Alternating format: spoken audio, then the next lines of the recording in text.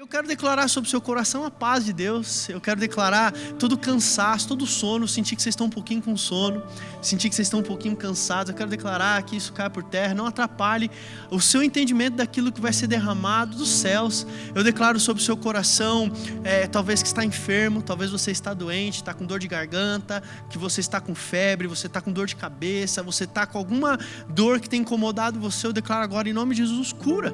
Toca, Pai, cada um dos meus irmãos que aqui está, e derrama graça sobre nós, e declara, Pai, e declaramos, Pai, sobre os nossos corações que Ele pertence ao Senhor. Amém? E gente, apesar de estar com um sorriso muito grande no meu rosto, estar muito feliz, terem boas notícias, eu confesso a vocês que eu estou sofrendo por dentro de uma maneira. Eu confesso a vocês que essa não foi uma semana tão fácil, não foi uma semana tão boa.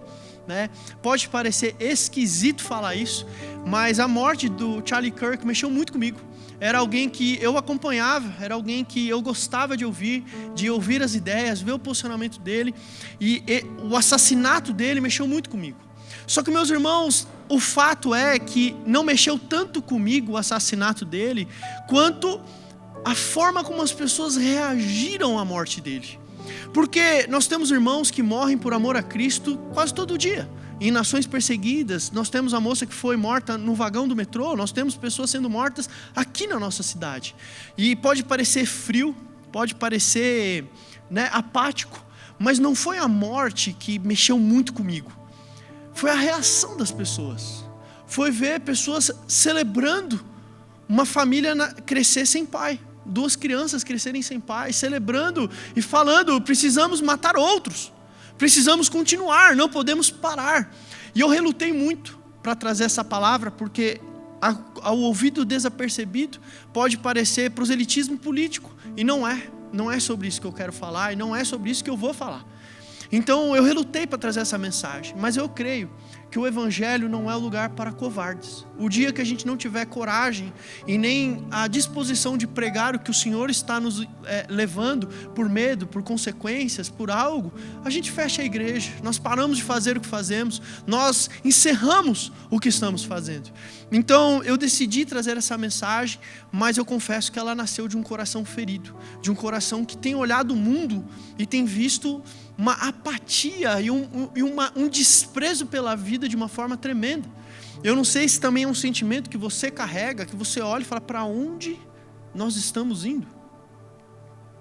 Para onde a gente está indo? É pai matando filho, filho matando pai, irmão roubando irmão, nação contra nação, é guerra, é morte, é um querendo o mal do outro.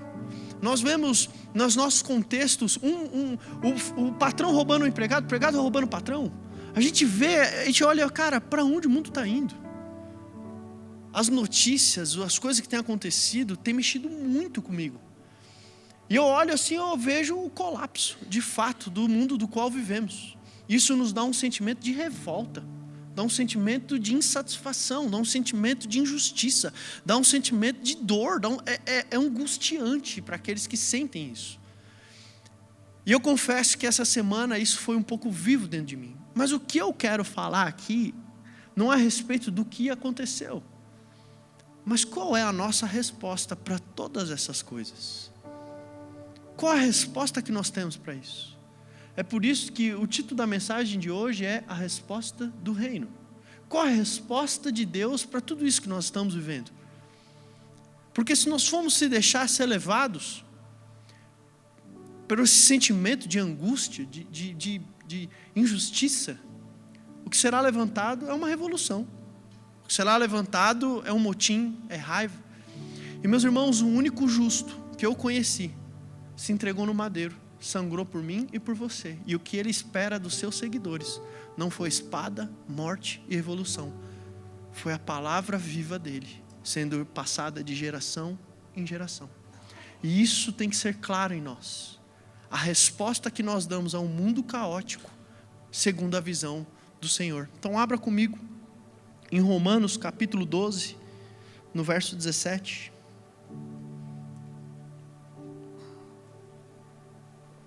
Romanos 12, 17.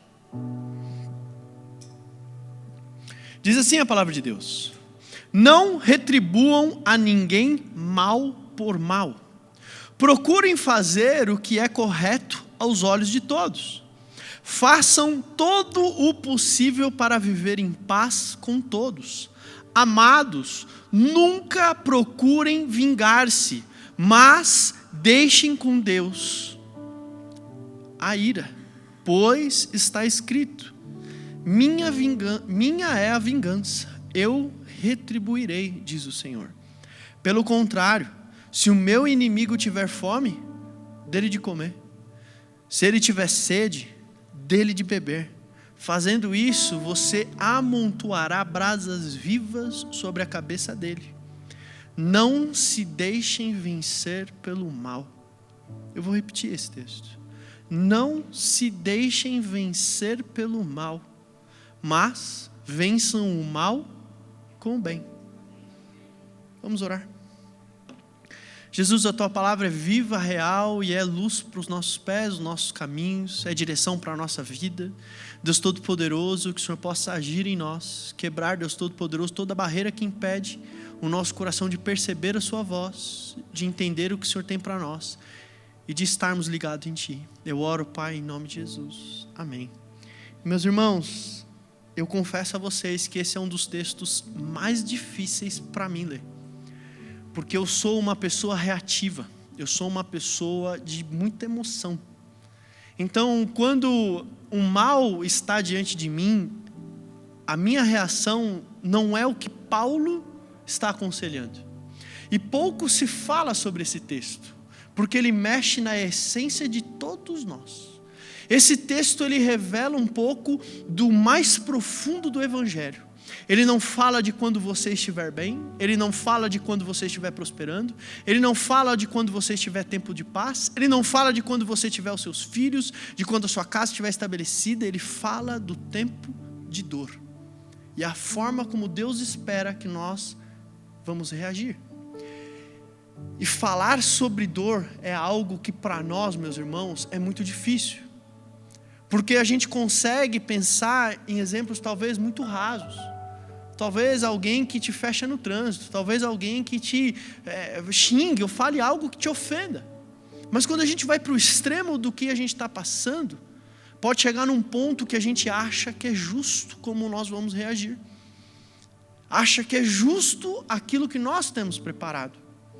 E é esse o desafio do cristão. Esse é o desafio daquele que acredita em Jesus. É ouvir esses conselhos e poder seguir de todo o seu coração. E o primeiro aspecto aqui que a gente quer falar essa noite é que a dor ela é real, mas ela não é o final das nossas vidas. A dor ela existe, essa é a beleza das palavras de Jesus. Essa é a beleza da Bíblia. Ela não nega que nós vamos ter dor, vamos passar por aflições, vamos ser traídos, vamos ser enganados, vão mentir sobre nós, vão caluniar a gente, vamos ser perseguidos, nós vamos passar talvez pelo pior que existe nesse mundo. E a Bíblia não esconde que nós estamos sujeitos a isso. Ela não nos blinda, ela não nos separa, ela não nos tira desse aspecto do mundo, mas ela deixa que isso é evidente e claro e parte da nossa caminhada cristã, parte da nossa vida. Mas o que fazer com essa dor se ela é real? Isso envolve o Evangelho. E a gente tem falado um pouco sobre essas dores. O pastor Silvio trouxe aí semana passada, a gente tem trazido algumas ministrações a respeito das dores que nós temos vivido. Só que, além dela ser real, a gente precisa dar uma resposta a ela. É engraçado que o salmista, se você tiver fácil aí, Salmos 13, capítulo 1, ele começa falando assim: até quando, Senhor, te esquecerás de mim? Isso revela o coração de alguém que sofre e se sente abandonado por Deus. Alguém que vive um contexto tão difícil, tão complicado, que ele se sente esquecido pelo Senhor. Ele mostra que a gente pode ser levado a este lugar. Mas se a gente encontra essa dor, se nós encontrarmos toda essa aflição, o que fazer com ela? O que fazer com o que nós estamos sentindo? O que fazer quando o sentimento de rejeição, de abuso, de dor, grita dentro de nós? Quando nós vemos a injustiça, o que fazer? Qual é a resposta? O que fazer diante de tudo isso? E a Bíblia, apesar dela mostrar esse lado, ela nos mostra que a dor não tem a última palavra nas nossas vidas. Ela não é a última a dizer o que nós vamos fazer. Ela não é a que nos guia. Ela não é aquela que dita o rumo de nossas vidas. Mas a palavra viva do nosso Senhor Jesus. A palavra aqui de Romanos, capítulo 12, no verso 21, que a gente acabou de ler. Paulo fala algo muito profundo, que ele disse: não deixem vencer pelo mal, não se deixem vencer pelo mal, mas vençam o mal com o bem. Ou seja, Paulo aqui traz que a dor ela é real, mas ela não é o último passo nem o último caminho do nosso ser, da nossa vida. Ele mostra que há uma ótica sobre essa dor de vitória. E a resposta que você der a ela vai ser o que vai ditar do que serão os próximos dias da sua vida. E o que eu quero trazer como segundo ponto aqui é de fato isso, a resposta que nós damos. Qual é a resposta de Cristo em meio a essas dores? Em meio a esse mundo colapsado, esse mundo completamente quebrado. O que falar? Qual é a resposta que nós daremos?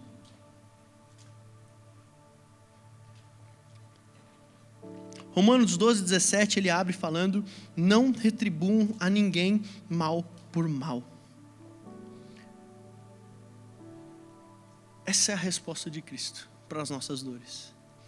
Essa é a resposta de Cristo para aqueles que nos ferem. Certa vez Jesus está falando aos seus discípulos, ele se lembra do código de Hammurabi. Quem é advogado vai saber o que é isso. Vocês ouviram olho por olho, dente por dente, mas eu digo: aquele que te ferir a face, dê a outra.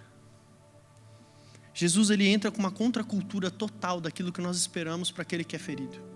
Porque é anseio de nós estar pelo injustiçado, lutar contra as injustiças. Mas que armas nós estamos utilizando para viver esse contexto? Para que possamos agir dessa forma? Quais as armas que nós utilizamos quando alguém fere a nossa confiança? Quando sou traído, eu traio. Quando mentem a meu respeito, eu vingo. Quando me ferem, eu acuso. Porque o texto que nós lemos em Romanos, ele foi escrito num contexto de perseguição e dor. Ele não foi escrito num contexto onde os cristãos estavam vivendo de um tempo de paz. Eles estavam sendo mortos, perseguidos, violentados. E Paulo, quando escreve, talvez eles esperavam: vai ter um motim. Paulo vai nos direcionar a uma guerra. Paulo vai nos direcionar a uma luta contra isso que nós estamos passando. E a resposta de Paulo é: não busquem vingança. Não busquem vingança. Lembre-se, a vingança pertence a Deus. Só que Paulo não para por aí. O texto continua. Quando o seu inimigo tiver fome, dá de comer. Quando o seu inimigo tiver sede, dá de beber. E a gente não faz isso. A gente paga o mal com o mal. Porque a gente pega a parte do evangelho que foi pregado a nós e aceita. Mas a parte que mói a nossa alma, que faz a gente querer fazer outras coisas, a gente rejeita. E a gente acha que está tudo bem. Está tudo bem odiar ele pensa diferente de mim. Está tudo bem ele se vingar, está tudo bem ele matar, está tudo bem ele ser excluído, está tudo bem ele passar fome. Qual o problema? Ele é homossexual, qual o problema? Deixa ele lá. Qual o problema? Ele é de esquerda, ele é de direita, qual o problema? Qual o problema? Ele votou em fulano, deixa. Foi roubado, perdeu tudo, mas votou em quem? O que aconteceu com a compaixão do povo de Deus?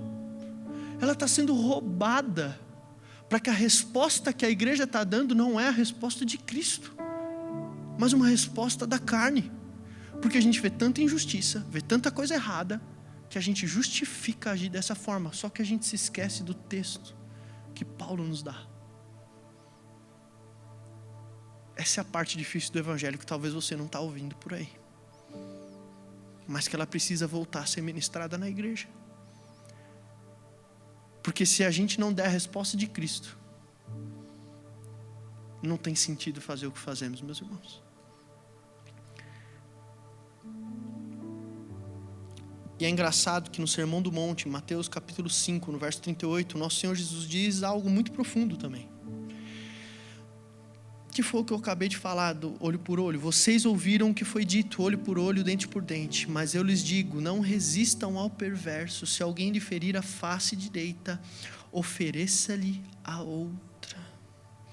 E certa vez Jesus também está com seus discípulos. Ele diz, um novo mandamento vos dou. Ame uns aos outros como eu vos amei.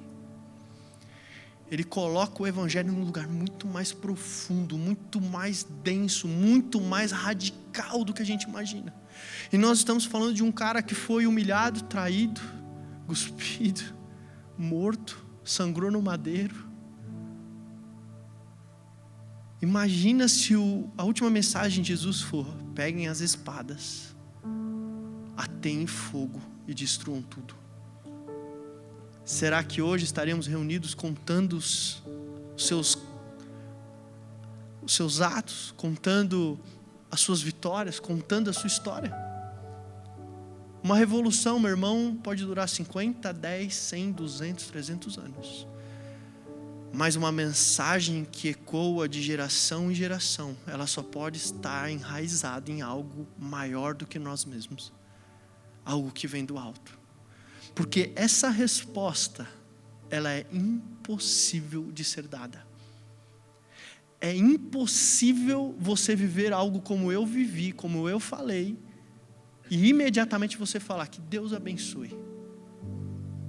É impossível a nós reagir dessa forma. É impossível a gente viver esse texto, meu irmão. Não é possível. O que torna esse texto tangível é porque uma vez, quando Jesus se entregou no madeiro, ele disse e prometeu a nós algo muito poderoso. Ele disse que habitará em nós um Espírito Consolador. Ele disse que seremos morada de quem Ele é. E tudo aquilo que é impossível a nós, é possível a Ele. E se dermos a abertura do nosso coração, se nós nos sujeitarmos a Ele, se nós nos arrependermos, se nós nos voltarmos ao pó, o Espírito de Deus opera em nós e o impossível se torna possível. Perdoamos o imperdoável. Abrimos mão daquilo que tem muito valor a nós. É só com o Espírito Santo de Deus que nós podemos viver de fato os conselhos de Paulo a Roma, a igreja de Roma, obviamente. Sem isso, meu irmão, o que nós queremos é sangue. Vingança, é pagar com a mesma moeda. E essa não é uma mensagem que você dá glória a Deus, mas é uma mensagem que você olha para dentro de você e faz olhar todas as dores que passaram por você, todas as vezes que você foi ferido, e você decidir: que resposta darei eu a tudo isso? Porque quando nós dermos a resposta legítima do reino de Deus, nós mostramos àqueles que estão neste mundo que nós viemos de outro reino. A gente mostra que a gente não pertence a esse lugar. Quando eu já vi acontecer, quando passa no Datena, uma mãe que enfrenta o assassino do seu filho. Eu não sei se você já viu esse vídeo. É uma senhora, toda a característica da irmã do Coque. Está o assassino do filho dela na frente dela. Ela vira para o assassino da frente dela e fala: eu te perdoo. Eu te perdoo. Porque ela não é desse mundo, meu irmão. A resposta não veio dela. A resposta veio do reino do alto. A resposta veio dos céus. E com essa resposta a gente revela um reino do qual nós pertencemos. E esse é o terceiro ponto de hoje. É o sinal do reino.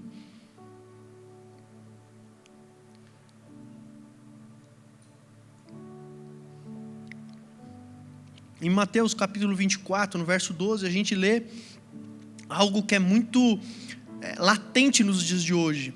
Por se multiplicar a maldade, o amor de muitos esfriará. E não parece um pouco do que a gente está vivendo? Não parece um pouco dos dias atuais? A gente abre o telefone, é um matando o outro, é briga, é discussão, é roubo, é corrupção, é engano, é um governo, é um não sei o quê. A gente vai esfriando o nosso amor por conta dessa corrupção, dessa maldade que está latente no mundo. E o amor se esfria. Só que quando isso acontece, quando o amor chega na sua frieza total, nós nos tornamos aquilo que eu estou descrevendo aqui. Porque o perigo dessa latente violência, disso que a gente está vivendo, é contaminar a igreja. Porque a igreja, meus irmãos, é o corpo, é a comunidade. Se você estiver reagindo dessa forma, a igreja está reagindo dessa forma, isso vai sendo contaminado. E esse aspecto de vingança, de perseguição, esse aspecto de dar a mesma moeda, de pagar na mesma moeda, de ir atrás, de não aguentamos mais, é isso, contaminou a igreja. Rasga Romanos 12, rasga boa parte da Bíblia, rasga e tira. E os cultos viram apenas aquilo que agrada o coração do homem. A maldade está trazendo uma frieza para a igreja, meus irmãos, que eu estou abismado. Eu estou vendo pastores querendo morte de pessoas. Eu estou vendo irmãos. Eu não falo nunca mais com meu pai. Eu não falo nunca mais com meu irmão. Por quê? Porque me roubou. Tudo bem, é justo você ter sentimento, mas o que diz aqui que a gente acabou de ler? Não paga o mal com o mal. No Sermão do Monte, Jesus fala: bem-aventurados os pacificadores, porque serão chamados filhos de Deus. Mateus capítulo 5, verso 9. Meu irmão, você entende que o sinal do reino não é apenas não ferir, mas é quando enxerga o ferido curar? Você entende que o sinal do reino não é apenas ver o que está sofrendo, mas é consolar, é dar comida àquele que tem fome. Quando você vê o seu inimigo tendo sede, o que você deve fazer? Dar água. O sinal do reino, o sinal para esse mundo que nós não pertencemos a ele. A revelação da graça de Deus. Porque se pagarmos o mundo na mesma moeda do qual Ele tem nos dado, o mundo conhecerá apenas o ódio, porque é isso que temos recebido. Agora, se pagarmos pelo preço da cruz e revelarmos a graça de Jesus, se quando a moeda que recebemos é ódio e a que entregarmos é graça, o sinal do reino estará estabelecido e haverá transformação de pessoas. Haverá transformação de vidas, haverá o resgate, porque é fato, meus irmãos, que essas pessoas estão cegas. O que vive da violência, o que vive da mentira, o que vive da imundícia, está cego, e ele precisa ser resgatado, ele precisa ser liberto, ele precisa ser amado, ele precisa ser constrangido, ele precisa ser cuidado. Porque se a gente não acreditar que um viciado, que um cara que vive alcoólatra pode ser restaurado, a gente para de fazer igreja. Se a gente não acreditar que aquele que pensa diferente de nós pode ter a sua vida transformada, a gente para de fazer igreja e vive um clube, vive para nós, vive na nossa vida, no nosso dia a dia, no nosso castelinho lindo, maravilhoso. Eu creio que o Evangelho transforma ainda, cara. E eu creio que quando uma mensagem tão poderosa como essa, quando nós somos feridos no mais profundo do nosso ser e conseguimos dar uma resposta como essa, constrange as pessoas, meu irmão. Muda vidas. Transforma, cara. O dia que você conseguir mostrar para sua família que você perdoou o que te fizeram, o seu testemunho vai ser muito mais alto você levantar sua mão e ficar orando toda a refeição. Você juntar, vamos fazer um culto família. Quando você mostrar que perdoou a ferida que te mais destruiu, talvez os pais que você ora há muito tempo para se converter, vão se converter. Porque verão um sinal do reino na sua vida. O impossível acontecendo. Aleluia. Aleluia, Jesus. Aleluia, Jesus. Estou encerrando, e quarto, último ponto, a esperança de Cristo.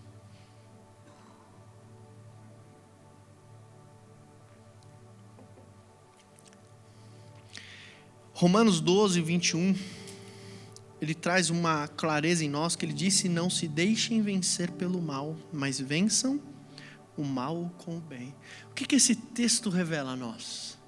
O que essa frase, essa última frase, essa pequena frase de Paulo revela a nós? Que é a vitória contra o mal. E a resposta para essa vitória é o bem. É o amor de Cristo. É uma resposta da qual nós não temos para entregar, mas Ele possui e está em nós. Então, a esperança de Cristo é o que nos faz permanecer fiel e acreditar que Romanos 12 pode ser cumprido na nossa vida. A esperança da existência de Cristo, a realidade das coisas etéreas, sobrenaturais, das coisas que são celestiais, a realidade da palavra de Deus, a confiança de que Ele é real, a confiança de que Ele existe, a confiança de que há separado para nós um tempo de que tudo isso passará, é o que nos dá força e direciona o nosso coração para conseguir viver essa palavra. A esperança de Cristo é aquilo que o Apocalipse capítulo 4, deixa eu abrir aqui, Apocalipse capítulo 21, verso 4, ele sela, ele diz assim: Ele enxugará dos seus olhos toda lágrima, não haverá mais morte, nem tristeza, nem choro, nem dor. Essa visão dada a João, essa clareza do reino vindouro, é o que traz esperança ao nosso coração para dar essa resposta. Meu irmão, é por essa esperança que quando a igreja ela é perseguida, ela ora. Porque quando a igreja é perseguida, não fecha suas portas, não se retrai, mas ela responde em oração. Porque quando há violência dentro de nós, nós respondemos com louvor. A gente responde de uma forma diferente, por conta da esperança de Cristo em nós. É porque Ele vive, é porque Ele é real. Esse texto pode ser possível em nós. É porque acreditamos no reino de Deus. É porque a nossa fé está estabelecida nele. É por isso que o ódio não tem a palavra final no nosso coração. A raiva, a angústia, a amargura, a injustiça não vive, não reina, não impera nas nossas vidas. Mas a esperança de Cristo sim. E eu gostaria de orar com você, que talvez está vivendo o que eu estava vivendo. Meu irmão, eu parei de ver notícia. Eu parei de assistir política. Porque o meu coração estava sendo contaminado pelo ódio, pela apatia, pela vingança, pela raiva. Eu estava sendo contaminado, porque o amor, a maldade era tanta, que o amor começou a se esfriar. E talvez você carregue uma dor dentro de você que seja semelhante a essa. Talvez há uma ferida dentro de você que te impede de viver a verdade que a gente leu de Romanos capítulo 12. Talvez essa dor dentro de você não consiga hoje dar a resposta de Cristo. Eu quero orar com você, para que você não fique apático, longe, distante daquilo que Deus quer para a sua vida, mas que haja o sinal, a marca e a esperança do Senhor na sua vida. Feche seus olhos, vamos orar.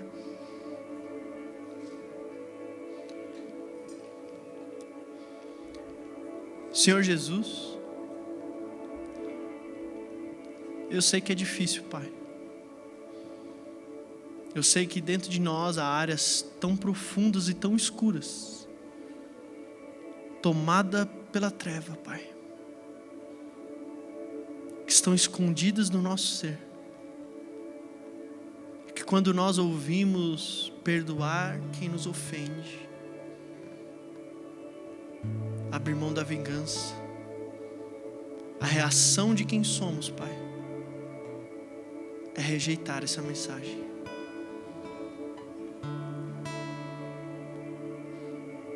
Mas eu te peço essa noite, Espírito Santo, dá-nos um coração parecido com o seu, que quando foi rejeitado na cruz bradou: Pai, perdoa, eles não sabem o que fazem.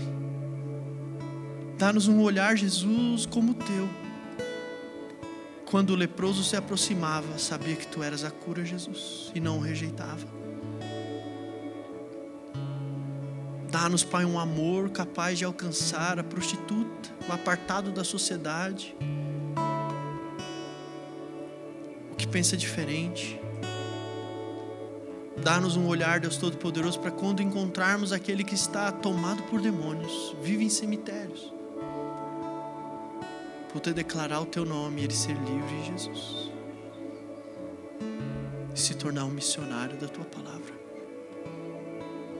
Dá-nos uma sensibilidade, Jesus, de quebrar, Pai, de agir com uma contracultura desse mundo, que estabelecia que uma mulher enferma não poderia tocar um rabi. E aquela que sangrava há 12 anos tocou sua orla, Jesus, e foi curada.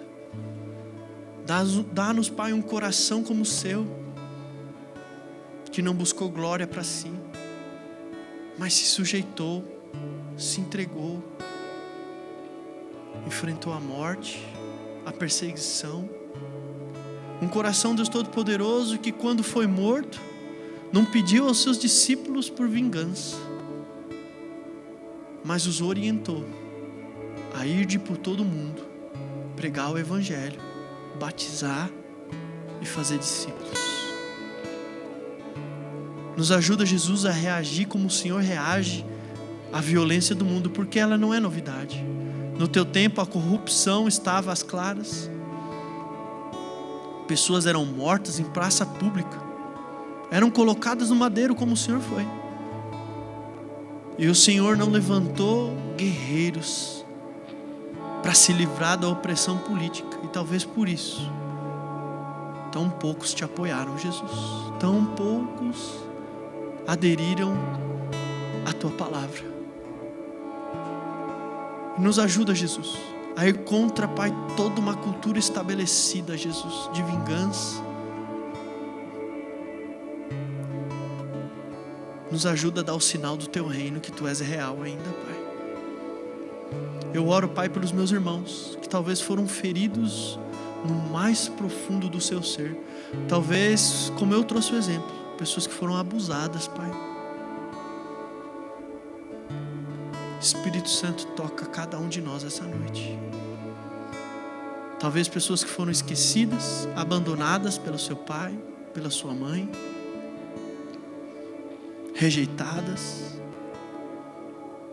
Espírito Santo de Deus, molda o nosso coração para que possamos dar a sua resposta a todas essas coisas, Pai. Molda o nosso coração, Jesus, para declarar as Tuas palavras. As palavras que Pedro se apaixonou. E quando elas ficaram duras, a resposta foi: para quem iremos, se só Tu tem palavras de vida eterna, Jesus. Ajuda-nos, Pai, a abrir mão da nossa própria vingança, da nossa razão. Espírito Santo de Deus, toca o mais profundo do nosso ser, Deus. Nós cremos que o Senhor é poderoso, Pai. Nos ajuda, Pai, a viver os conselhos de Paulo. Leve o dano, se possível for, viva bem com todos. Dê de comer aquele que te feriu, de beber aquele que te esqueceu.